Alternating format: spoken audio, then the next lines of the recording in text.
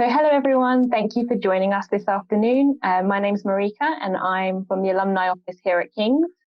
I'm here to introduce our lovely speakers for our Global Day of Service webinar on how to become a charity trustee. Before I do, I just wanted to say a few words about the background of this event. Each year in March, students, staff and alumni of King's take part in a range of volunteering activities across the globe as part of King's Global Day of Service. King's was built on an ambition to serve society. Our 2019 Global Day of Service involved 190 volunteers participating in 9 service events in London and 15 international events across the globe. This year, many of our Global Day of Service activities have sadly had to be postponed. This charity trustee workshop was an event where we were able to make it digital. Today, you'll learn from our panel of experts how you can give back to society through trusteeship. On our panel today, we have our chair, Dr. Diana Garnham, also chair of the King's Alumni Advisory Group and former chief executive of the Science Council.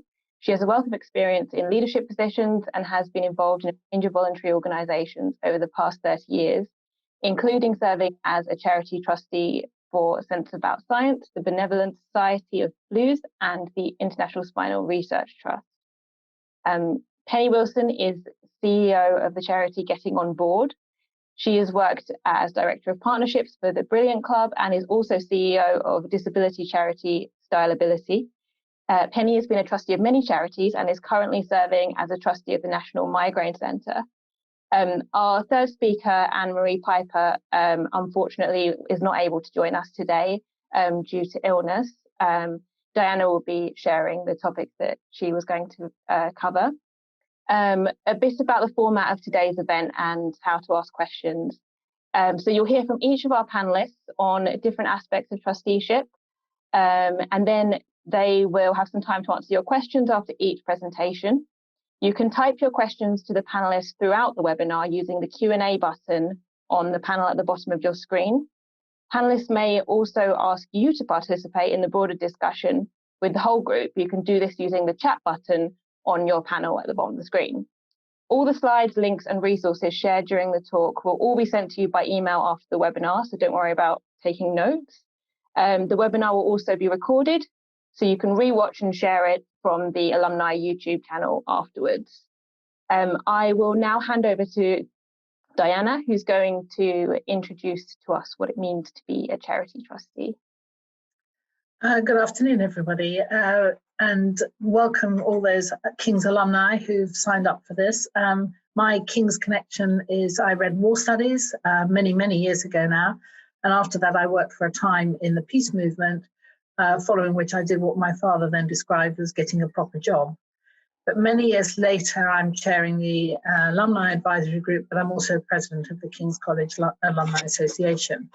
I'm really committed to the Global Day of Service, and it's an incredibly important endeavour for King's, marking it out as a quite special institution. During this seminar, we're going to aim to encourage you to become a trustee.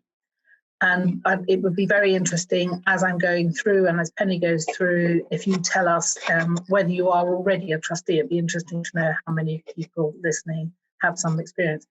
During the seminar, I'm going to introduce the role of the trustee, describe what skills and experience charities might be looking for, share with you some tips about how to find a vacancy, put some shape around the role and responsibilities, the regulatory environment, give you some tips on due diligence, and describe what you might be asked to do once you're at a charity, and also describe what you're likely to find in the boardroom when you get there. So the trustees are the people who have the overall control of the charity.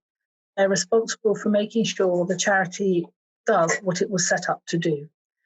They may be known by other titles such as directors, board members, governors, committee members, executive members, and various things, depending on the sizes and tradition of the charity. But they're the people who lead the charity, and they're the ones that decide how a charity is run. Depending on the type of charity and its objects, being a trustee effectively means taking collective decisions about how the charity is run and how it will impact on the people's lives, on how you spend your money, what difference it will be making to the local community or to wider society. The role of the trustee is similar to, but it isn't the same as, a non-executive director in a commercial environment. It's actually in some ways fundamentally different, particularly with regard to the relationship with the executive who run the organisation and the balances of responsibilities for the organisation between the staff and the management board. I like to think of the role of the trustee as representing a wider public, working in a disinterested way to ensure that the charitable resources for the organisation lead to a wider and public social good. So being a trustee is not about a direct benefit to yourself. It is much, much more about the indirect experience that you will gain. Another difference between with non-exec directorships is that trustees are volunteers and they are largely not paid for the role. There are a very few rare exceptions. As Marika said, I've been a trustee of more than 30 charities since I was 19. My first trusteeship was being on the board of the Student Union, which many of those are still charities, but I was also on board of 2 associated charitable companies. I then went on to be on the executive as treasurer, where incidentally I also learned to love being on audit and risk committees, but that's the subject of another seminar. While charity regulation was on a much lighter side during my student days, we were always acutely aware of what was and wasn't ultra vires, i.e. illegal for a charity to do. Because being a student union, anything that was fairly political was a potential issue. At the time, I recall it was all discussions about Chile. But the issues of whether charities can and can't do certain things is very, very important at the current time, and something that the Charity Commission really does focus on.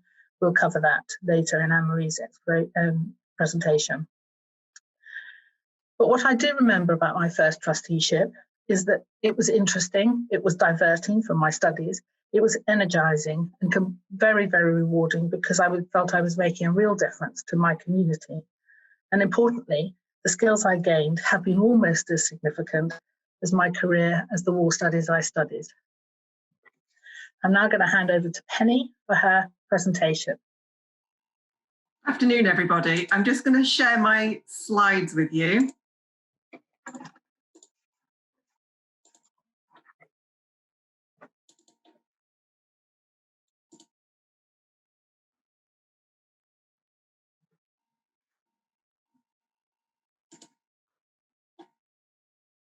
Okay, so it's great to be here. Thank you so much for having me. I've been working with King's College London through getting on board for just over a year on the Board Bank initiative through the King's local office, and that has been supporting students and staff to become trustees. So it's really fantastic actually to be working with alumni as well. It feels like the full package.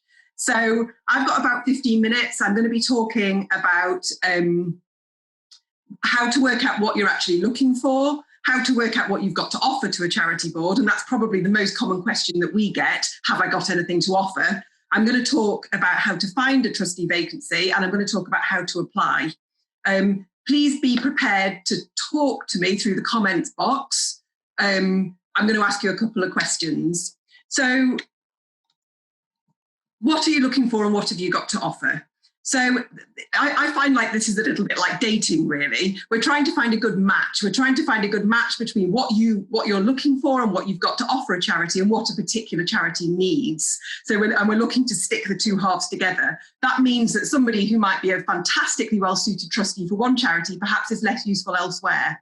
Having said that it's very important to find a match, also, don't agonise over the first position. So if it feels like a good fit, if you've done some due diligence, then just go for it, because this is only ever going to open doors. It's not going to close doors behind you. Expect to apply for several. Treat it a bit like the process of getting a new job, and don't be put off if you get rejected. That's not to say that you're not going to make a good trustee somewhere else. It's just that the charity hasn't seen a good match with you that time. So in terms of working out what you're actually looking for, first thing is size. So a lot of people that we initially talk to might say, oh, I'd love to join a big charity. But actually, 75% of charities have an annual income of under £100,000 for the whole charity. So small to medium in our sector, in the charity sector, is totally common. most of you will join a small to medium-sized charity because that is what most charities are.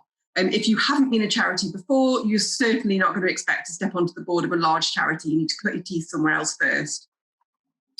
Now, in terms of causes, use the comment box. Tell me what kind of causes you might be interested in. Is it education?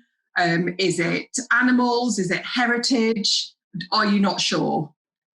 If you can't see the comments box, just hover your cursor over your screen and it should pop up.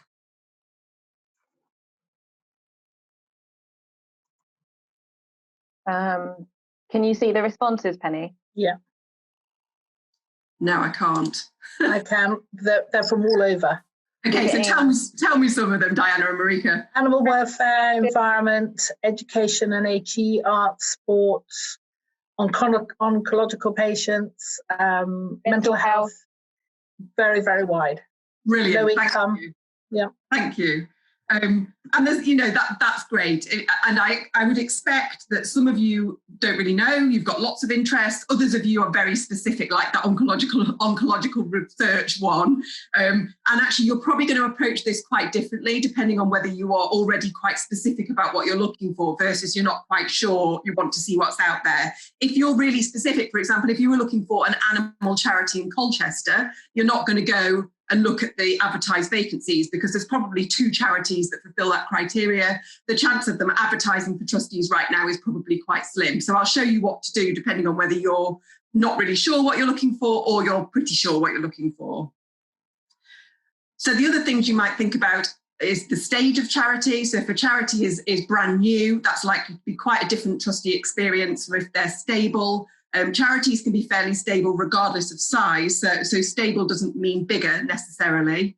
If the charity is going through some big change, perhaps they're cutting back, perhaps they're growing, perhaps they're shrinking, that is also going to be more of a time commitment as a trustee. And obviously the last thing you'll be thinking about is where the charity needs to be. Some people want a charity that's very close to home, that needs to be in their hometown, that they can get to, that fits around other commitments. Other people might say, actually, I'm so passionate about this particular cause, I'm willing to travel. For example, we had a candidate and she was interested in bee charities. There's only a handful in the whole country, but she was willing to travel because that was her thing. And she was very happy to kind of fit that into her life. So that's something you'll need to ask yourself. So moving on to what are you actually bringing to a trustee role? Here are some buckets of things to kind of help you think this through. I would encourage you after this seminar, if you decide that you do want to be a trustee, to go to print this out and just scroll down all the different things that you can note in all these different categories. So your professional skills will be what you do in your day job. They might be the thing that's mentioned in your job title, but it's actually broader than this. So, for example, you might be a marketing person, but you might do lots of business development as part of that role. You might do lots of finance. You might do lots of HR. It might be that you've actually started in a completely different career. So be expansive on the professional skills rather than just thinking about what's in your job title. Soft skills might be you're good at the big picture, you're good at the detail, you're a great negotiator, you're always the diplomat and so on. Expertise or knowledge could be that you've got a fantastic knowledge of the NHS, that you understand autism, that you're widely read on climate change policy, etc., etc. So it's slightly different to skills. Passions are things that you feel passionate about that are connected to this trustee search. And it might be that you've got life experience, which is the reason for your passion, or it might just be that you've always, for example, been interested in girls' education. And then lastly, volunteering, fundraising and campaigning. These are really important. If you have these, you should mention them. If you don't, it doesn't really matter. They might be more formal or less formal. So, for example, we had a candidate who was appointed to one of the Age UKs, and she she befriended a lot of elderly people in her community, and it wasn't through an organisation. It was actually just a personal thing that she really felt for elderly, isolated people. She was doing a lot of people shopping. She was going around to see them. So that was very important in her application that she mentioned that. So I'm just going to pick off one of these. On professional skills, use the comment box to tell us what some of your professional skills are. And I can't see them, so Diana or Marika, if you could read some out as they come in, please. We've got accountant, software engineering, senior scientist, solicitor, dentist, health system, lawyer, portfolio management, organizational change, fundraising, software engineering. a lot of skills. And so the key thing about this is that you've got to see this through the charity's eyes.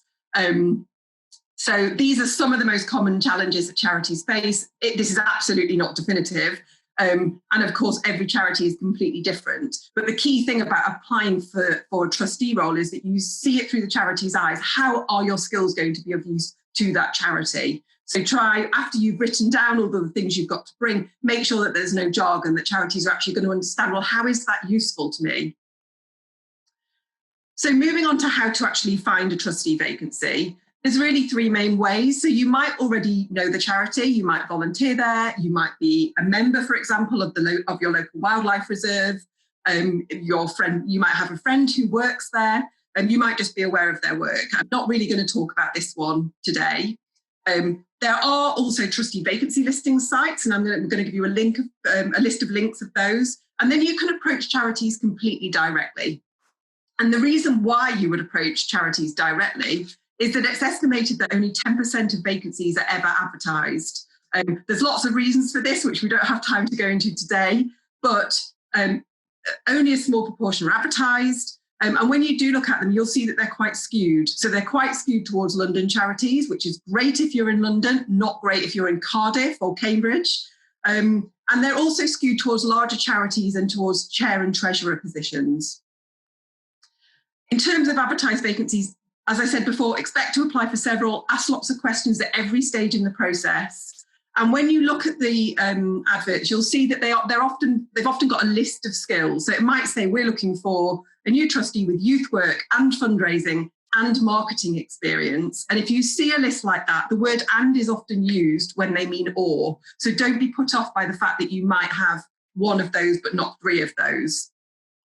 If in fact you haven't got any of the skills they're listing, then I would still absolutely advise you to contact the charity anyway. Don't apply, don't waste your time applying, but drop them a message to say, I've seen your advert, actually I don't have any experience in youth work, marketing or fundraising, but I'm an accountant. So perhaps, is it worth me applying to join your board? And similarly, if they're asking for previous trustee or board experience and you don't have it, drop them a line to say, I don't have that, but I do have X, Y, and Z. Here are the most common trustee vacancy sites. Marika's going to send you these slides afterwards, so no need to jot them down. It seems a bit strange to have the Google one there, but that's because if you use the terms trustee jobs or trustee vacancies, it will trigger their trustee vacancy search, which mines other sites, and the results will come back in a blue box. You can add other things onto that search. So you could say trustee jobs animals, trustee jobs Cardiff, and it will work. If you get too specific, it won't work anymore. And then the other main one is Reach volunteering. So Reach placed about 800 trustees last year. They're the biggest single trustee placement kind of self-serve system. You can go on there and you can browse through their vacancies. You can also set yourself up a free account where it will ping you a message if a vacancy comes up that fits your criteria. And also, if you've got an account there, charities can contact you proactively to say, I've seen your profile, you sound great, would you like to apply for our vacancies? So they're the two that I would suggest you start with. There are other types of voluntary board vacancies. There are some links here, but please note they are quite different to trustee vacancies. So do read up about what the roles and responsibilities actually are before you kind of go ahead with these ones. The other way of finding a vacancy is to approach charities completely speculatively, which I know sounds odd, but actually it's very well received and lots of getting on board candidates find their roles this way.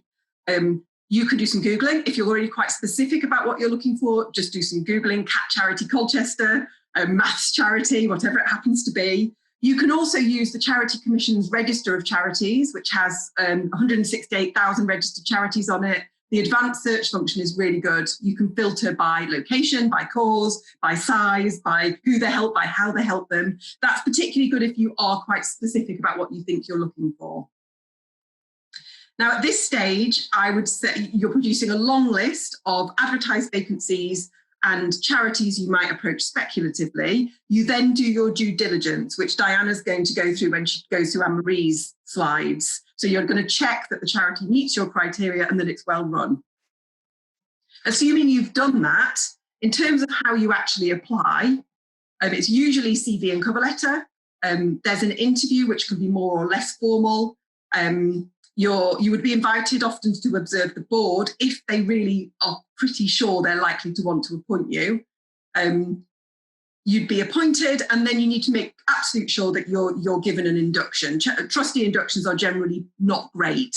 And that's for the benefit of the charity just as much as it's for your benefit, to make sure that you can hit the ground running, that you know what you're doing, that you understand their field, that you understand their strategic direction, that you understand the technicalities of the role of trustee. So do really be proactive about making sure you get a decent induction. So in terms of your cover letter, you'll be creating a template and then adapting it to each charity. You're going to talk about how you could help with examples. And if you're applying to an advert, then you've got a bit of background as to what they might be looking for. You can also use their annual report on the Charity Commission website, which often will say our strategic objectives for the next 2 years are X, Y, and Z. You're going to reflect the charity's values. So if, for example, the charity is all about girls' education in Africa, your letter is going to be dripping with mentions of girls' education in Africa and why that matters to you and why you're passionate about it. So although you can use the same letter and adapt it for each role, it should read like it's written bespoke for that charity.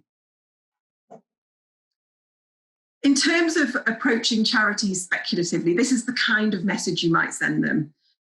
So assuming you're not replying to an advertised vacancy, you'd get in touch with them, you'd use this kind of wording. The second paragraph is a couple of sentences, so it might say, I'm currently a software engineer for this company, and my skills that I might be able to offer your board are technology, digital, finance, whatever it happens to be. So that's very, very short, that second paragraph. This isn't currently your application. This is the message that's either going to get you either no reply, definitely possible, or the charity saying thanks but no thanks. We either don't have a vacancy or we can't see any use for your skills, or, yep, that sounds good, we'd love to have your application. At that stage, you then go to the CV and the cover letter. In terms of who to contact at this stage, ideally it's the chair of trustees. You can't find their details. It could be another trustee or it could be the CEO if they have one. In terms of adapting CVs, so most people's CVs are utterly impenetrable to people outside of their sector or skills area, because that's what a CV is, isn't it? We use them to move within our own kind of narrow spheres. They're actually, I'm yet to see a CV that doesn't need changing for the purpose of applying for a trustee, because most of them simply need some explaining. They're often jam-packed full of jargon and acronyms and stuff that people just don't understand. And there's no point if the charity if it doesn't mean anything, it's not going to get you that role. So show it to somebody who doesn't work in your sphere, perhaps a family member or a friend, get them to comment on it, take out any detail that just doesn't make sense. And don't forget that there might be some personal stuff, or there might be some things that you want to put in your CV that you wouldn't put in your professional CV. So, for example, I don't know, you've been living with a certain medical condition for half your life, and that's why you're applying to a particular charity. That might be something you wouldn't dream of using for a career CV, but would be very, very relevant for this. So just to wrap up, if you come out of this seminar and you think, I absolutely want to be a trustee, I'm going to make it happen, my recommendation to you is that you put some time in your diary, whether it's a couple of evenings or if you're furloughed a day here and there, to actually take action. Make sure it's in your diary or it's not going to happen. And here are some things that you might think about doing. So you might look at the trustee vacancy sites. You might research charities you could approach speculatively. You'll be making a long list and doing a bit more research, which Diana's going to come on to, drafting a cover letter and adapting your CV, and then making some applications. So the Board Bank initiative that I mentioned earlier, here's a sign-up page, and Marika's going to put this in the follow-up email as well. So you can sign up for news. There may be a trustee fair in the future as well. I don't know if that's going to be digital or face-to-face, we will see, but certainly alumni are invited to that as well. So I recommend that you sign up for this. So that's it. Do I have time for questions, Marika? You do, yeah. We've got a few minutes for questions. Okay. We've had one so far from Sarah Richards. She's asking, she lives in Barcelona and is asking if the information is transferable or specific to England only. Good question. So most of what Diana and I are talking about is about England and Wales. So the regulator here is the Charity Commission for England and Wales. It's pretty similar in Scotland and Northern Ireland. If you're abroad, you can live anywhere in the world and be a trustee of a charity here. But in terms of charity law abroad, no, this doesn't cover that.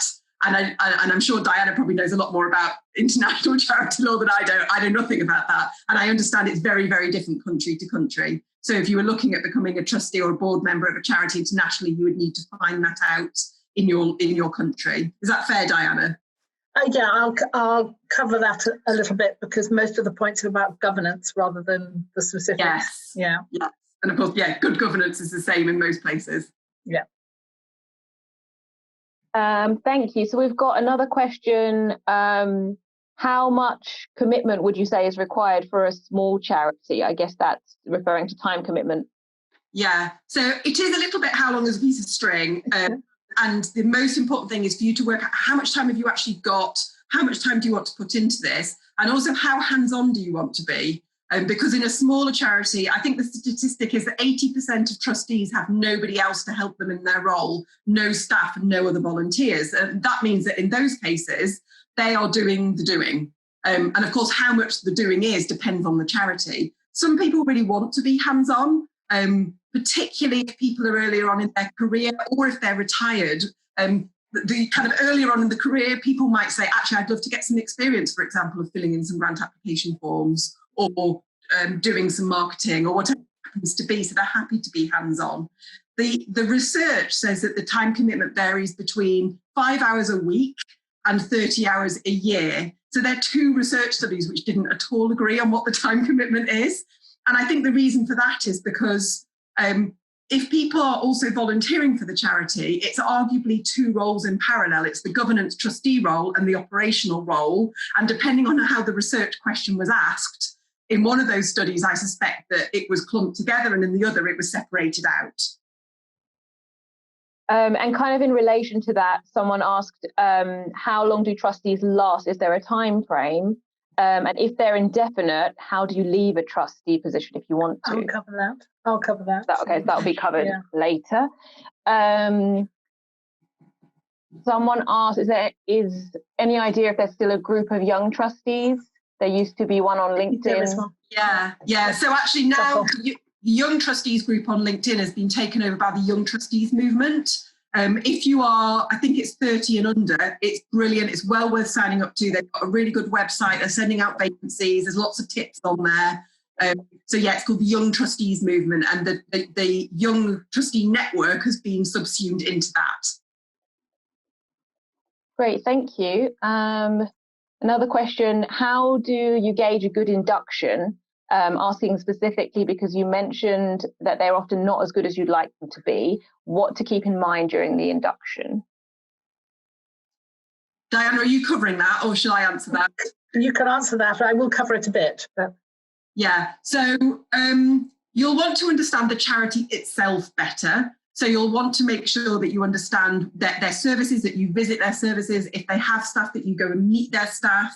You'll want to meet with other trustees, particularly the chair. If they have a director or CEO, you'll want to spend some time with them. You'll be wanting to understand the problems that they're seeking to tackle, how they're currently tackling them, the direction that they're going in, so their strategy, their key challenges. So what are the bumps in the road that they're already aware of? You'll also want to get a really good understanding of your own role as a trustee. I think, Diana, you've got some further resources at the end, haven't you? Yeah. So there's websites, there's really good books, there's training. A really good place for training is the FSI. So their training is very good value. A lot of it's online. In fact, all of it's online at the moment. There's also your local council voluntary service or volunteer centre. They're called different things in different areas, but if you look at the NAVCA, NAVCA website, you can find your local organisation. Their training is often very, very good value and very local, as in you don't have to travel far to get to it. So that's well worth looking at. Is there anything I've missed there, Diana, about inductions? No, we'll add something to the resources of the template for a good induction as well. Yeah. And I'll ask one more question, Penny. Laura asked, are charities usually looking for someone with a depth of experience? she feels she may be at disadvantage because she's changed careers twice? That's a good question, and I would say no. I think it's actually, that's a real selling point as well. So this is about selling what you've got, selling it honestly though, because you're looking for that good match just as the charity is. So actually, if you dabbled in quite a few things, that could be very useful to a charity. If they're looking for deep knowledge, then no, you're probably not a good match. But equally, there are plenty of charities who we're having some generalists, that's very, very useful to them. Okay, great. Thank you very much. I think we can move on to the next section. If we haven't answered your question yet, we will try to get to them at the end. Okay, now I'm going to do Anne-Marie's talk, which Anne-Marie is a lawyer. Her brief was to describe the role of the trustee in legal terms and to look at the regulatory environment in which charities operate. I'm not going to frighten you with this, but there is a danger sometimes when you look at what the regulatory environment for charities, you think, oh, maybe I don't really want to do that. That's not the idea. This is the idea. The idea of this talk is to open your eyes to what the potential legal pitfalls are for being in a charity so that you do your own due diligence well. So Marika, do you want to share Anne-Marie's slides? Yeah, sure.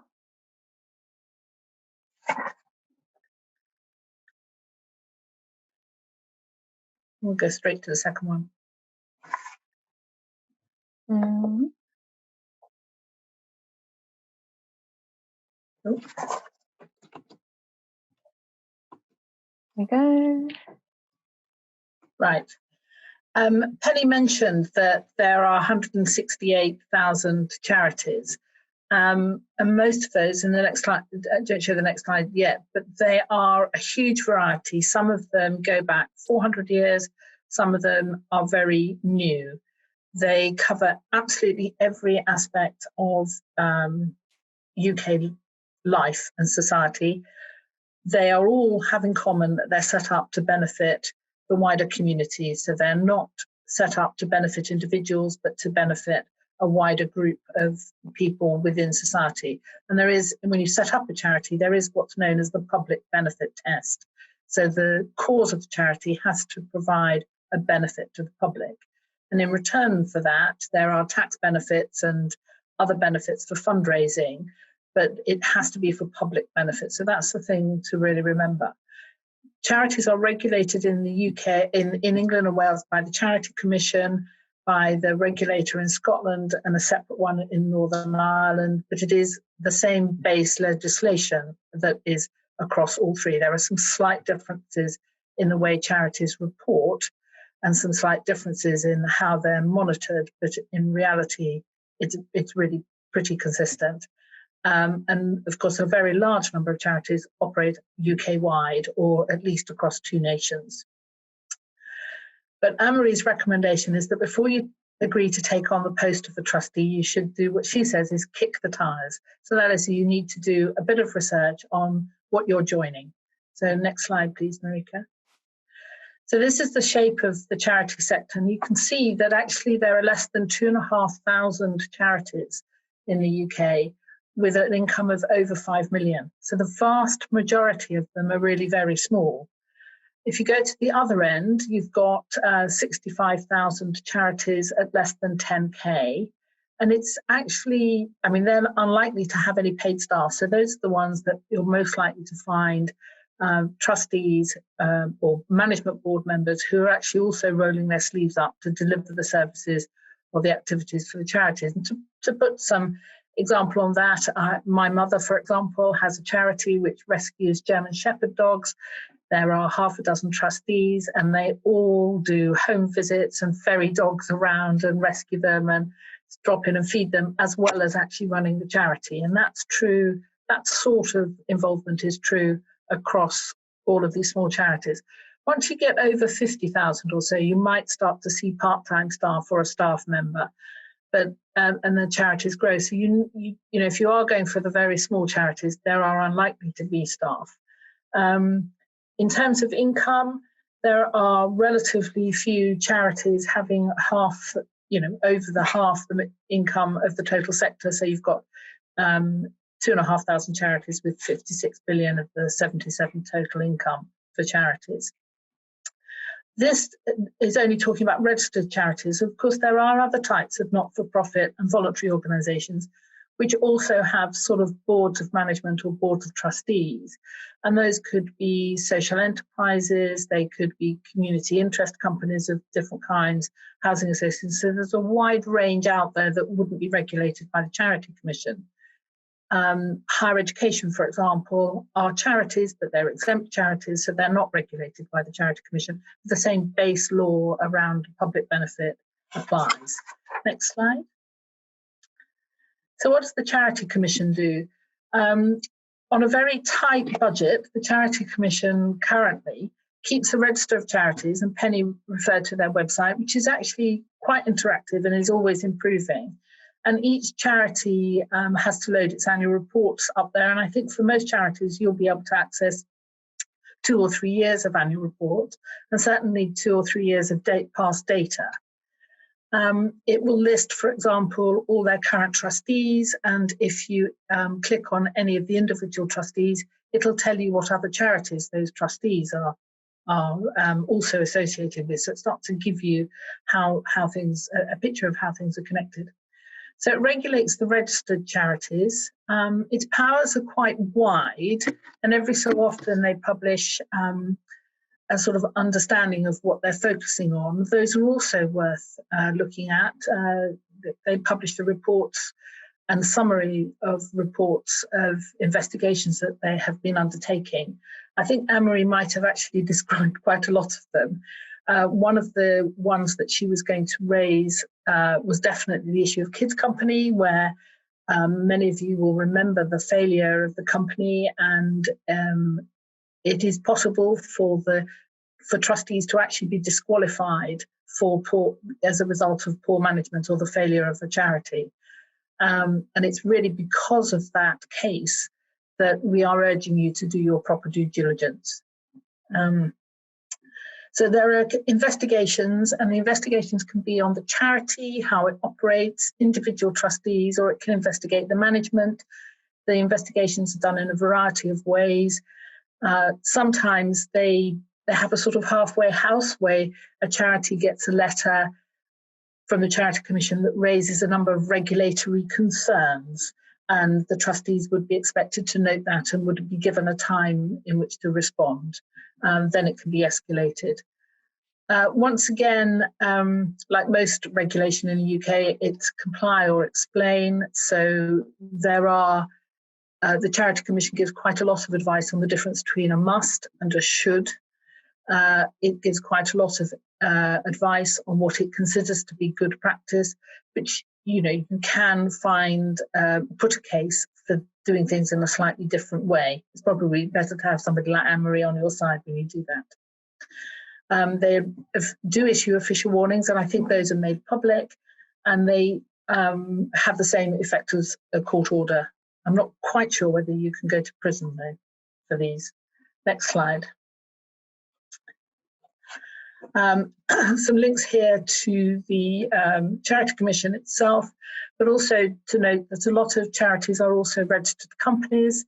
That is actually provides a limited protection for trustees in terms of financial liability, but it doesn't actually absolve them of legal liability under the charity law. You should look through what it says about the charity and the information you can find on the Charity Commission register. Check with Companies House if there's any information there. Have a good look around the website. Don't just look at the front bit and the bit they want you to know. I would always urge that you check that they're very open and transparent about who's running the organisation. You need to be able to find the names of trustees, hopefully profiles of every individual board member. Make sure that the website is current. Pick up some issues, topics and things. Do internet searches, see whether they have had any complaints, see what people are saying about them in various chat rooms and reviews. you can pick up an enormous amount of information about charities now. But also check the backgrounds of long-serving trustees, see if they've been around for a long time, check the background of the chief executive, look and see whether there have been any complaints about, from the staff. Some charities even come up as, in some of the very good employer networks, but some of them equally do come up in the bad employer networks, and you need to go in with your eyes open on those sorts of things. Check around your own network, see who's heard about them and what people say about them. If there are previous trustees who, particularly if they only served for a short time, maybe they were only on there for a year, it may be worth trying to link to them to LinkedIn and see if you can find out something about it. And have a look at the minutes of the board meetings and any other major subcommittees. In some of the best of the organisations, these are actually transparently on the web. They may be, redacted in some areas, but for the most part, you should be able to look at who's making decisions, the pace of decisions, and the shape of a committee. So one of the things Anne-Marie was saying is that if it's just decision minutes and you have no sense of what was discussed in the meeting, that's probably not good enough. If it's pages and pages and pages of the story and you can't quite see how they got to the decisions they made, or maybe the decisions are not even minuted there, that's going to tell you something else. But if it's if the minutes are well produced, you can see why items were being discussed. You can see whether there was any disagreement coming towards a decision, and you can see what the decision was and what actions are going to be taken. Those are good minutes, and it will give you an indication of how the organisation is being run. You can't get the minutes and you do proceed with an application, you can't get the minutes before, when you proceed, you must try and get those out of the organisation before you agree to join as a trustee. The next slide. So the governance structure of charities is slightly different from what you would find in a company. So typically the management board of a commercial organisation would have a mix of non-exec directors and the executive on the main board. And the majority of people on the board would be people who are working in the organisation and responsible for the executive delivery of it. In charities, you'll often have a membership structure. So you might have the Friends of a local park, which might have 4,000 or 5,000 members. They might have an annual meeting, which would be responsible for appointing trustees. It's the trustees, not the members, who are actually running the charity.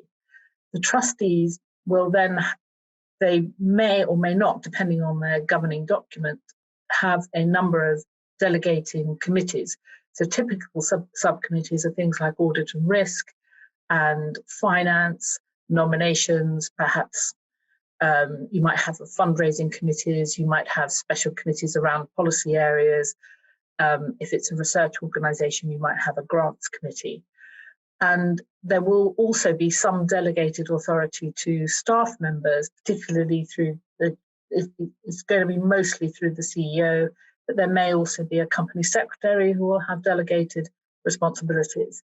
And the trustees also have to have direct links with their stakeholders, partners, and beneficiaries. You can't really, if you make connected companies and things, trustees need to have the direct links with all of those parts around the charity. There are some exceptions, but a typical one would be, for example, if you had a shops committee, or you might set up a special company to run the shops, that company would be connected into the trustees in a very direct way. Go on, next slide. So what does a charity trustee have to do? Well, the overriding duty is to act in the best interest of the charity, and that is to ensure that the charity delivers the public benefit. They have to do everything in accordance with their governing document. If it's not set out in the governing document, you can't do it. And that's slightly different in charity law. In charity law, you have to be expressly allowed to do it. In most other environments, if it doesn't say you can't do it, you can do it. In the charity sector, you can only do it if your governing document says you can do it. So a charity can't suddenly think that it would like to now start funding academic research unless academic research is enabled in its governing document. It can't give grants to individuals. So those sorts of areas are quite specific, and that's something you should cover in the induction. They need to be prudent, so they have to manage the assets of the charity and not leave it in a worse state after each meeting than it was before. To act without personal benefit, so conflicts of interest have to be very well managed in the charity. They should be upfront. The most direct conflicts of interest is when somebody might benefit from the decisions that the board are making. But there are indirect conflicts of interest and loyalty. Say, for example, if you have a passion for physics and you want all the grants to go to physics rather than to biology, you would have to manage these things very carefully. And again, those sorts of things should be covered in your induction. And the other duty is to take advice when it's beyond the expertise of the board. And that actually means even if you are an accountant on the board, or you're a lawyer on the board can't rely on your advice. If it needs technical advice and specialist advice, it should take that advice properly and independently. And there's a standard of care, which is for all employers, but also to care for the assets of the organisation. Next slide. I think I've covered most of those, but delegation, again, you have to enable it in writing. It has to be very clear. You can't do it unless you've written down that you can do it. And the only thing most boards can't do is they can't delegate their budget or major policy decisions. And for many of them, that also means their investment decisions can't be delegated. Next slide. And so what do charity trustees do? Well, they make decisions, and they make decisions collectively. They have collective responsibility to make decisions, and making those decisions isn't necessarily led by any one trustee. Trustees are all actually equal, so they have to come together to make a decision. You don't yes or yay or nay the decision of the chair or the treasurer. It is collective decision making. It should be a thoughtful and inclusive process. Next slide. There are some links here to some advice documents on the Charity Commission website, and particularly the one about decision making is one they're pushing at the moment. It's very clear about writing down all of the resolutions and decisions that charities have made and giving a very, very clear pathway to how they made those decisions. And I think I've pretty well covered those. Have we got time for a few questions? Which Penny and I will try and answer if we can. Let's have a look. So we've got, how can I assess what my legal financial liabilities might be? Is it possible to insure against them? You can get an insurance policy, and people do sell it, but it may not actually protect you if the board has made negligent decisions. So if you have acted wisely and sensibly and you have explored all the issues, but you still make a mistake, you would not be legally liable. But if you deliberately or do some wrongdoing, you would be liable. Or if you allowed deliberate wrongdoing by other trustees, you would be liable. If you simply make a mistake, that's not covered. Wrongdoing and negligence are a problem. You would be liable. If the charity is a registered company, though, it can limit that financial liability. So you can still be struck off and have penalties as a director, but you would limit the financial penalty. In some cases, the Charity Commission could try and pursue individuals, but I have no knowledge of them having done that yet. Sort of in a similar vein, someone asked the question, they said, my friend was a charity trustee. He told me his charity had a clause which made trustees liable to pay its debts if it folded. Is this true? And if so, how can you find out about this before applying? I think it can be true. As I understand it, in law, a charity that isn't a registered company doesn't have a legal identity. It's only the trustees that have the identity. So the trustees are individually liable because the charity can't own the assets. The trustees own them and lose them on behalf of the charity, which is why you have to do your due diligence. Absolutely. So the way to check if it's incorporated is that company's house link that was further back in the slides. That's why that's so important. And it's an easy, literally a few seconds, you just type the name of the charity into the search box. If it's incorporated, they'll pop up with a record. The other thing is, somebody asked about how you check how financially liable you might be. So you absolutely need to get hold of the charity's governing document. That should be part of your induction. And if they are incorporated, your personal liability is normally limited to £10 or less, and that figure is stated in the governing document. And I've got another question. What sort of responsibilities would you have towards staff/volunteers of the charity? Sorry, what sort of responsibilities do you have as a trustee towards staff/volunteers of the charity?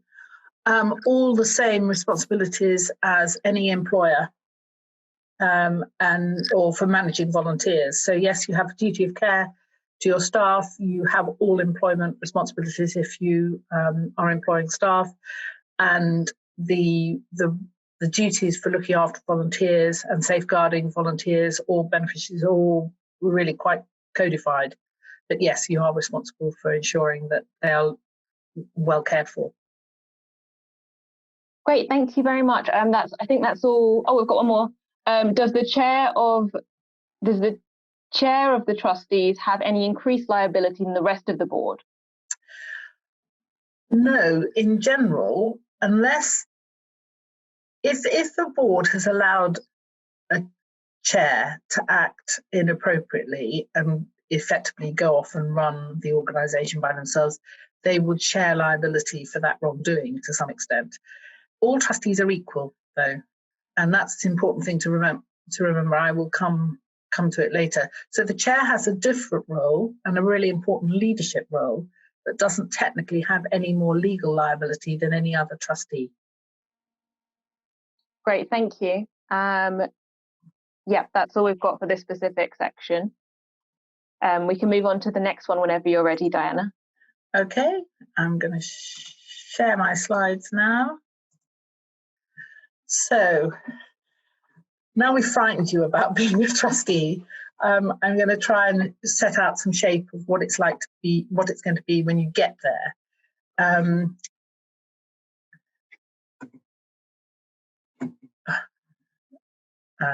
I'm trying to, my machine now has locked. Right. So what experiences will you gain? And there are really good reasons for doing this. So the first thing is, unlike your day job, unless you're very senior in the day job, you will gain strategic thinking skills. You will get more experience of seeing things from the helicopter view. So instead of coming at an issue from your deep technical knowledge or the narrow knowledge, you will have to see it in a round. And that takes some time, but it's interesting and very good. And strategic thinking is the sort of the area that to get on your CV that will actually take you forward in your career. You'll develop your influencing skills. Being a trustee, not everybody will agree with you all of the time, of course, so you have to learn to put across your thinking, engage with different points of view, learn to see things in the different ways and to take that on board with respect. You'll learn to use empathy in your discussion and developing consensus. You will learn to read what's going on around the board table, whether people are irritated, upset, angry with what you said, and learn to temper your presentation, to take that on board, to bring them round. You'll learn to read the room much better when you're trying to persuade people to take a particular path.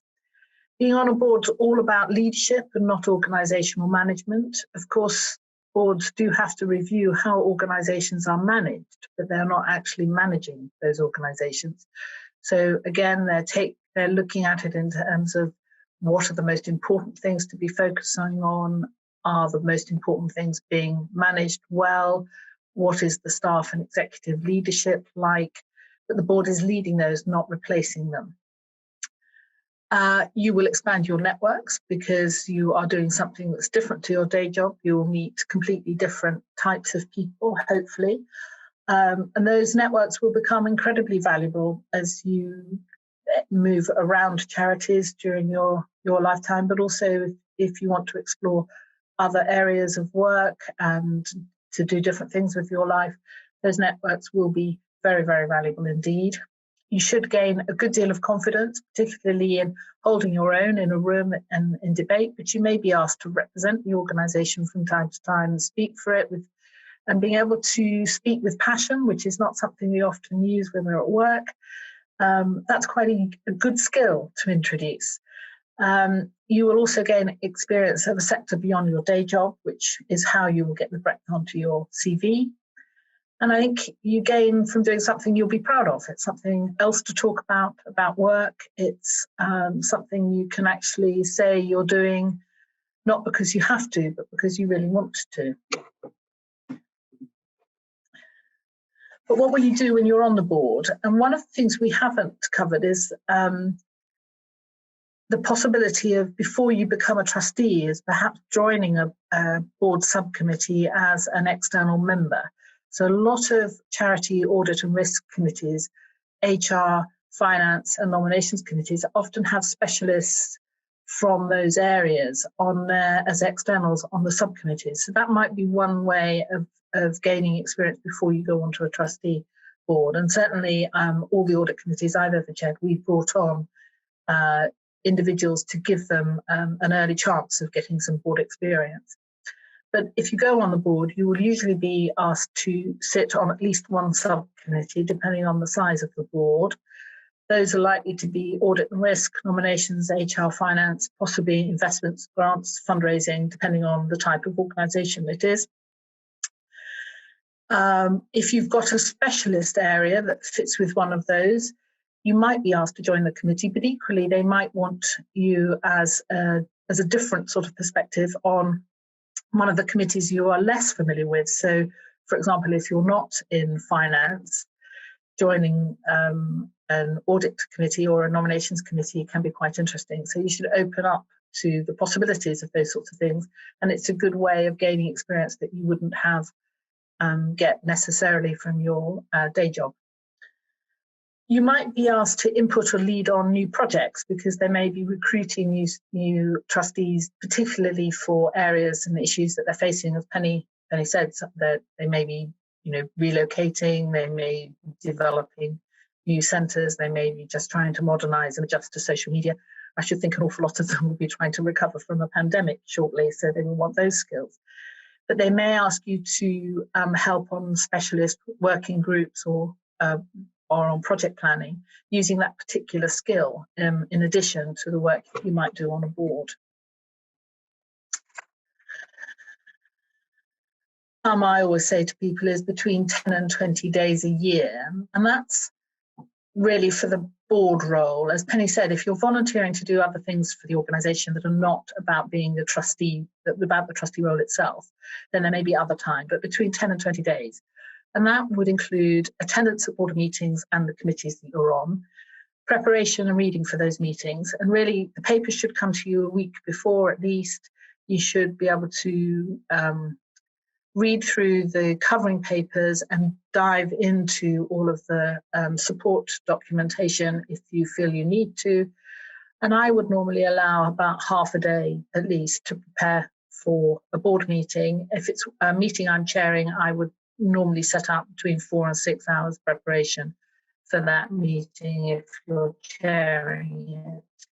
And the reading, the papers come to you in advance to give you an opportunity to raise questions with either the executive or perhaps with other board members, or maybe to have a chat with the chair in advance of the board meeting. So if there's something you're particularly concerned about, you would be expected to actually have a chat with the chair in advance of the meeting. You don't take your anxieties to the meeting. You try and work through before that.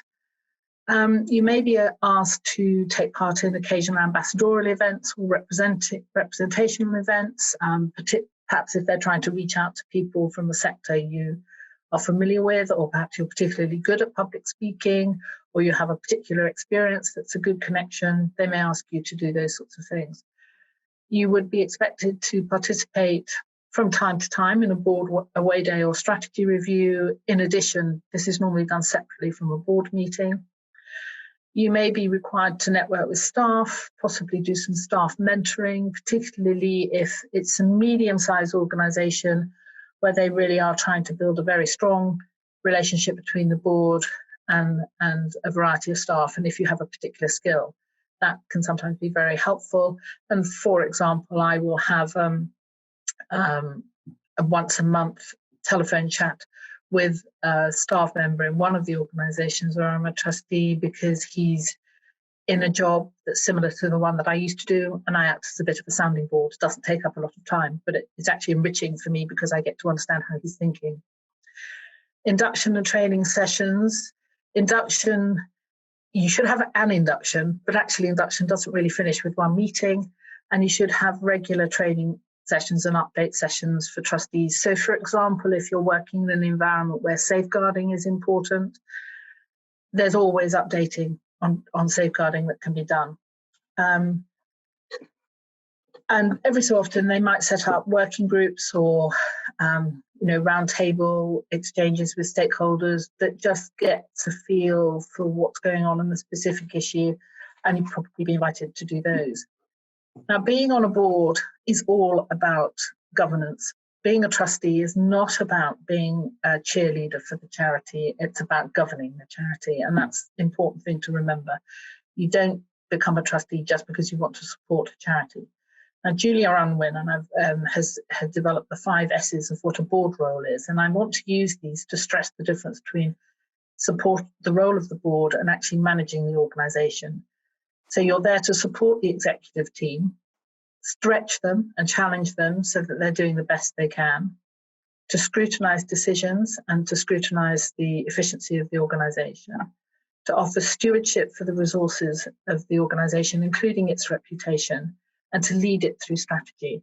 And those are the things that charity trustees must not fail on. Those are the things they should be doing. And then when you're actually on the board, it's then all about behaviours. And I've got the good, the bad, and the ugly. It can definitely be very good, and we'd like to guide you towards a good one. It can definitely be ugly, and it could definitely be pretty badly behaved. But hopefully it won't look like this when you go to apply for a board. They are changing, but gradually. And it won't look like this. This is one of the problems of the charity sector, is they tend to recruit people from their own network.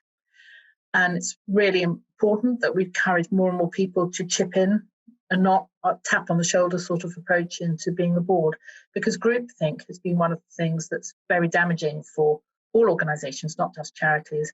If people don't have different perspectives, they don't look at it from a different direction, they don't find solutions that might be more timely and more appropriate, and particularly for something like the situation we're currently in.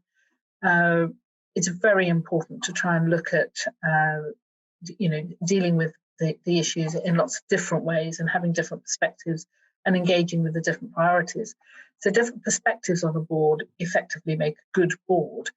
But if you are the first person to be different, then life can be very difficult. While they may have said, we'd like to recruit you because you're a fresh, young, different, diverse perspective. If you find you're the only one that's like that, that's very difficult. So I'd always urge there should be 2 or 3 at a time. There's a tendency for boards to think they're doing very well, think pressure to be more diverse is a tick box thing. They want to be part of that. You want it to be very real. I'm well used to being the different one on board, so I seem to have made a bit of a reputation of doing it. And I'm currently an independent member on a non-departmental public body where I've been appointed specifically to be the different person and to bring a different perspective into discussion. If that's going to work, you need a chair and a chief executive who are definitely going to be behind you. Of course, if you go along to a board and it's all your friends, yeah, that's going to be great fun. You'll just spend a lot of time social chit-chat. but it may not get round to much governance. Boards like this are often, ticking over. They're not really very strategic, very little governance is going on. I think the title of this slide is "We should get round to the agenda at some point." And I have seen some of these. But what happens here is the chief executive is often left to run the organisation with no oversight. It might be fun, but it's probably not all that rewarding, and it probably isn't making that much of a difference. You may be asked to go on a board where you represent a special interest. There's a lot of people who, a lot of organisations are like this, from housing to science, where they want people who represent different views. But the danger here is that it becomes a discussion between special interests rather than about the charity working in a broad way to take things further. So you'd want to be mindful of that, mindful of the sorts of questions that people ask you about why they're wanting you. And you definitely don't want this. You want everything to be an engaging experience. There are all sorts of reasons why this could be happening. A disengaged board is a symptom of very poor governance. That can include lack of strategy, lack of purpose, lack of rotation of members and long service. One of the earlier questions was, what's the normal term of office? Well, the recommendation is 4 years for a term of office, repeatable once. So the maximum you should serve as a trustee should be 2 consecutive terms of 3 years is more than sufficient before or people should move on. If you get stuck on a board without fixed terms of office, you should certainly suggest that for yourself you will sign up for, say, maybe 2 or 3 years that could be reviewed. But no, don't sign an open-ended check of your time. But I think 3 or 4 years is more than enough. If the agenda that you've seen is unfocused or pretty dull, or there's a lot of rubber stamping in it, that is what leads to boredom. Maybe people are turning up because they like the chief executive or it's a habit. They perhaps are not reading the papers beforehand. They may be there out of loyalty rather than anything else. So one of the things you could look at is attendance. The percentage of attendance levels, that should be public knowledge. It's reported in annual reports, but if not, ask. It should be on a good board, it should be up near 90%. Rubber stamping I've just mentioned. So, you might see piles of paper, but actually the board is just turning up, rubber stamping, going away. There's no discussion, very boring. One of the questions is whether everybody has a voice. Sometimes it can be quite difficult to help, to be heard. If there's a dominant individual, it's often the chair or the chief executive, but not always. They'll open discussion with a personal view. You want to disagree with that, but that's incredibly difficult to do. I was once at a meeting where the chair spoke for 3.5 hours without really breathing in between, and there were people actually asleep and snoring in the meeting. It may feel in this sort of situation that the chairman has more information than anyone else, that he's too nice to disagree with, but the chair has to share the responsibilities and discussion with their board. A board that hasn't got fully involved in the discussion is not running well, and a chair should not actually be allowing that to happen. You'll often find that a dominant individual may have been there a very long time, so check how long the chair particularly has been around. They speak personally about the organisations, talking about it as my charity or their charity. They feel when you're listening to them, they embody the values of the organisation. It's very typical to get this sort of tone from the founder, but you also find it from government ministers and local government officials where something's been set up and is run or mainly funded by government. So do watch out for those. Or you might have a super CEO who's describing them as a necessary evil. They bury key decisions in the papers. They'd rather not bother with the board meeting. If you get a bit of a brush off or the CEO won't meet you, that's always a sign that that's not going to be a good experience. But you may find in this that the relationship between the CEO or perhaps other staff is slightly disrespectful towards the trustees. You know, you might sit there wondering why on earth you're there. There's no need for you. You may find that no other staff attend board meeting or even present. That's also a weak sign that the chief executive is managing everything. Chief executive may be have been around much longer than any of the trustees. So that's another thing to check. This is one I particularly don't like coming across, the inner sanctum, where far from being inclusive, you have what people refer to as the senior board members. They've been around a long time. I've come across this where the terms of the period that people had served for was 26 years, 29 years and 30 years. The longest serving trustee, I think, in the UK was 44 years. They do feel they're more important than others. You'll find that there's a little group that are making decisions outside meetings, which isn't right. As we heard from Anne-Marie's presentation, the decisions are shared. So watch for long service. So when you're doing your due diligence, look for how long people have served on the board. Another one is where you've got a chair and chief executive really running things. That may be something to look at. This was classically the case at Kids Company, but it's very hard to get into this and to really play a good role as a trustee. You do not want to find this. So watch out for the length, the size of the board pack. If the board's being overloaded, it's probably lost focus. You could have a chief executive or executive frightened of making decisions and delegating upwards. You could spot this in the review of the minutes, ask to see some of the papers to see what they look like. They're often a symptom of the CEO burying stuff. There's one case I know of 360 papers in the board pack with an important note about a deficit that was going to go up by 12 million at sort of number 290.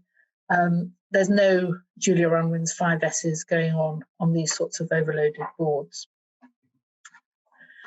And everybody may look like this. Actually, we're all in a bit of this at the moment because we don't know what the pandemic is going to do, but it could be dealing with a crisis.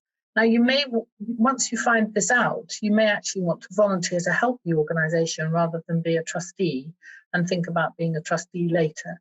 But some organisations really do simply bounce from scary, challenging crisis to the next. And there's a lot that needs sorting out with those. It's quite difficult to sort out that board governance if you come across it and to do it alone. So I think I've covered tips about how to get the right sort of board for you. It needs to be very clear why they're recruiting you, so do ask why. Ask to meet 1 or 2 trustees, as Penny said, find out their experience. Try and speak to a more recent recruit too, because you can see how that's, understand what it's been like for them. Ask about the subcommittees and how they work. If you're thinking of going on one of those, see those too. You should meet people, ask what training and support is around, not just induction, but see if they would, if you're new to trusteeship, a mentor or a buddy trustee, and ask to observe a couple of board meetings. And if they say no, I think you should be cautious. I think people should be able to see what it's like in operation. Are there any questions now? Have we got any time? Yes, we've got 15 minutes for questions. Penny, do you want to add anything to that? I think I'd like to add that being a trustee has been one of the most kind of enriching and positive and wonderful things that I have ever done. And I'm on my 4th trusteeship, and I don't envisage a time ever in my whole life where I'm not going to be a trustee. And I'm very careful to move on from organisations, and that can be so difficult. Somebody asked a question about moving on.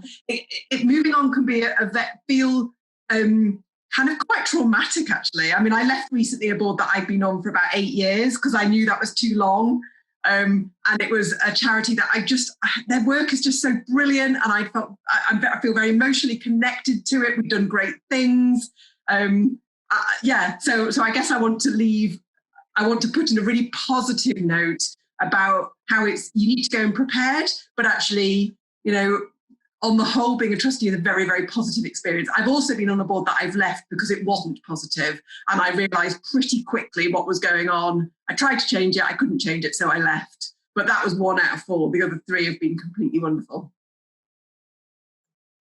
So we've got a few questions, both based off your presentation just now, Diana, and kind of more generally. One attendee asked, how do you overcome some of the issues that you raised? What some of the issues you raised where there's problems with the chair and the chief executive? Well, I'm not quite sure whether that is a question between the two of them working together, which is also quite common. I think in the pack that we're sending out, there'll be a list of 30 positive things you should find from a board. And I think you can genuinely ask a chair or chief executive that you see how inclusive the organisation is and how well they're working together, how long people have been around, and judge from those questions whether you think there's a problem. If when you get there you observe a problem, then I think the answer is to look at when they did the last charity effectiveness review, governance effectiveness review. These are incredibly helpful because really standard questions should give people an opportunity to say they think that things are not working well. And typically people would do a set of a dozen questions using SurveyMonkey. If they've done that, you could ask to see what the summary was. If they haven't done it and you're in that situation, then I would press for an effectiveness review to try and flush out some of those issues. Thanks, Diana. And then a general question. What are your top tips on building relationships with other board members and the exec when you do get the trusteeship role? That's a very good question. One of the responsibilities of the chair is to ensure that the chemistry in their board works well. And that takes time and commitment. So if ideally there would be some semi-social time for the board to get to know each other, often that will be perhaps dinner before a board meeting the day before if it's quite a large organisation, or perhaps 45 minutes for a sandwich lunch before a board if it's a smaller organisation. You should get to know people individually, ask them questions about why they've become a trustee, how long they've been there, build those relationships, ask for phone calls so they can give you what they think the organisation is facing and what they think you could bring to the board. I usually have either a telephone call or a meeting with all the other board members once every year so that I do know that I'm listening to what they're saying and then I'm spotting it in the board so I can be supportive if necessary. But if you have a good chair, they will ensure that those relationships are working. It can be much harder to build a relationship with the executive. Thanks, Diana. Penny, did you have anything to add? I think it's a difficult one, isn't it? I mean, everything that Diana said, very, very sensible, of course, but it's how you get a good working relationship with your fellow trustees without becoming too friendly in a way. Because while you're in that boardroom, you need to be able to disagree with people. You need to be able to disagree with them professionally for it not to get personal, to be really outspoken. That's your job as a trustee. It's your job to ask the most difficult questions, to be not scared about holding back if you disagree with somebody, but then to get behind a decision and be able to move on and never ever say, I told you so, and then be very courteous and polite and friendly with your fellow trustees. But if you get too close to them, and that's not what Diana was suggesting at all. I mean, the odd sandwich lunch and meal out is kind of a professional level of friendship, isn't it? But kind of beware of going too far. And it's almost like being too friendly with your noisy neighbours. It's going to make it awkward to actually disagree with people if you get too close to them. I think you do need to understand how they think. That's the key thing, because then you go into the board prepared, understanding if you're out on a limb, you're the only one who thinks like that, and then you can prepare yourself accordingly. Thank you. Someone asked, do trustees get paid or is it all voluntary? It's voluntary in the main. There are a few paid trusteeships in voluntary organisations. They often are larger ones. You do get paid, I think, as chair on some housing associations and things, and certainly the NHS board members get paid, but for the most part it's voluntary. And I think it does change the relationship to pay. So if some board members are paid and the majority aren't, that is something to watch for, because the ones who are paid think of it more as an executive job, and may make unreasonable demands. I see there's another question about how many there are, average number of people on a board of trustees. Yeah. The guidance, good practice guidance, is between 12 and 16, but it does depend on the complexity of the organisation. I mean, very small organisations run very successfully on 6 trustees meeting regularly. Very large organisations sometimes have 30 trustees, and it really is a very different sort of organisation to try and be part of that. So between 8 and 16 probably is what you will find. Great, thank you. And a question about in-person board meetings. Do trustees have to be in person, or can one attend a board meeting online, or is that not legally allowed? It's allowed, if it's allowed in your governing document to meet in other ways, then you can do it. For the most part, the guidance is that people should be visible. So you can meet online, but you should be visible for big decisions. But really, board phone calls are a common way to keep up to date and make urgent decisions. So yes, people do use modern technology, but you do need to be enabled to do it. And I would encourage people that if the rest, once we don't have a global pandemic, if the rest of the board are meeting face to face, really try as much as you can to get in the room, because if you're the person dialing in and everybody else is face to face, it's very, very difficult. Yeah. And a more specific question here, I guess this is covered in some of the documents, but what types of questions do charities ask when interviewing a potential trustee? If you're working, will your employer allow you time, or will you have the time commitment? How will you operate at the board? So lots of people, when I'm interviewing for people, for trustees, it's important to be really clear that it's very different monitoring an organisation from the board than it is monitoring an organisation as a senior member of staff, monitoring your staff. And people who I interview often make the mistake of thinking the board manages the detail of an organisation, and it doesn't. So you have to be able to show that you can think that helicopter view, that you can step outside the detail and look at it from the outside. So can you be strategic? Show how you think strategically, and then think through what you mind about. So are there any issues that you would feel you had to speak up on if they were going on a board? I mean, one always wants to gauge the moral temperature and the values of the people that you're interviewing. I would add to that list, how can you help? Why have you applied? And so they're kind of, that's what you will have put in your cover letter, your application already. And also to think about this as you're interviewing them as much as they're interviewing you. Yeah. Really think about how are you going to ensure that this is the organisation you want to give your time to. And actually going along with lots and lots of questions reflects really well on you as well. So not only will it help you with your due diligence, with checking that they're the organisation you want to be spending your time on, it'll also reflect very, very well on you. If you go along, you've done some research, you've got some informed questions, that comes across really well. Okay, great, thank you. There's a question there about how do you leave and when do you leave a trusteeship?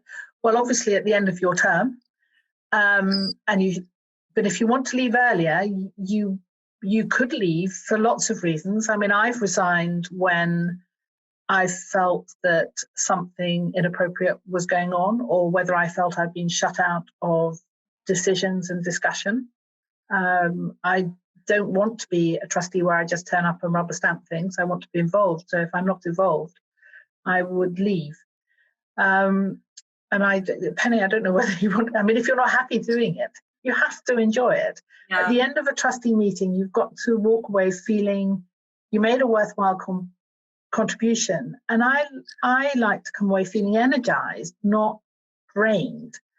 And if you felt you've been kept out of the loop, or people have already made the decision and it doesn't matter what you say, then you wonder why you're there. And if I go to a trustee meeting and several times and I wonder why I'm there, I would resign. Someone said to me, you should ask yourself, am I still learning and am I still contributing? And yeah.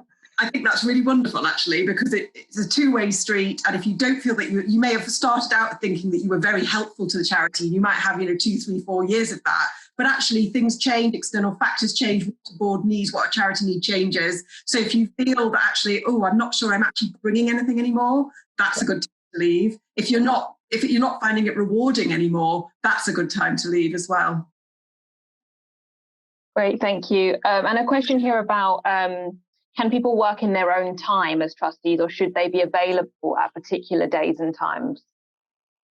Yeah, you have to attend board meetings. So in the other contributions that you can make, you can probably structure around your own time, but the attendance at board meetings is the key thing. And if you can't keep attendance up, then you can't be a board member. Great, thank you. We are almost at the end. So I think we need to start wrapping up. Let me just see if there's any other questions. Just one about the differences between a charity trustee and a trustee for a pension or a trust. I think the differences between a pension trustee and a charity trustee are minimal, but the pension is very focused and is usually very skills-based. I'm not quite sure what another sort of trust would be. Most trusts that are things that are set up as trusts are actually charities. So I would think it would be exactly the same. It can be slightly different. There's a question there for non-governmental organisations. That can be confusing. Depends on how the non-governmental organisation is set up, but some of them are also charities. And in those cases, charity law is the precedent. Great, thank you. Thank you both. I think I'll just finish with a question. Can you both tell us what is your favourite thing about being a trustee? Well, Penny, you can go first. Mine is when you've spent a lot of energy as a group of people from completely different backgrounds, wanting something to happen, working to make something happen for the charity, and then it happens and you pull it off. And it just feels so good that you as a group of volunteers have kind of, we've done it. And we've done it because we believe in the charity's cause. We all signed up to this as volunteers, and to pull together and to make something happen, for example, launching a new service, getting some funding, employing your first member of staff, it feels really fantastic. And I've loved working with organisations who, may have had difficult times, but seeing them pick themselves up and move forward and have a really promising future and to grow. And as Penny says, be part of that new vision and growth. But in terms of day to day, I just love visiting what the charity delivers.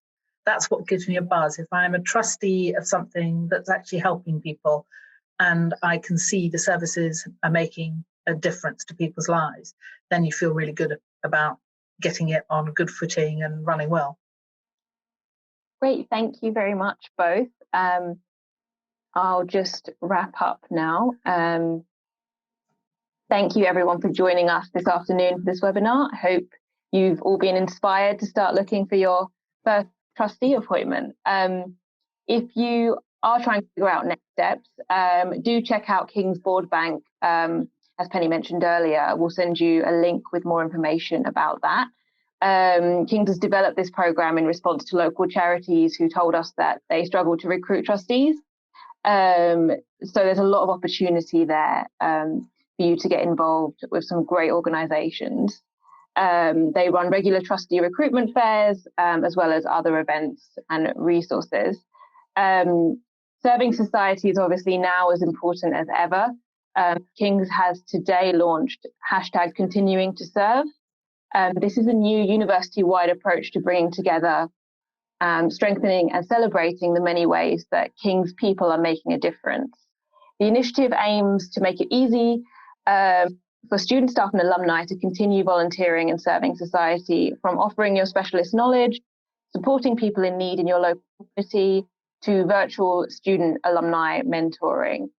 Or send a link which gives you access to the whole list of resources to help you if you would like to get involved.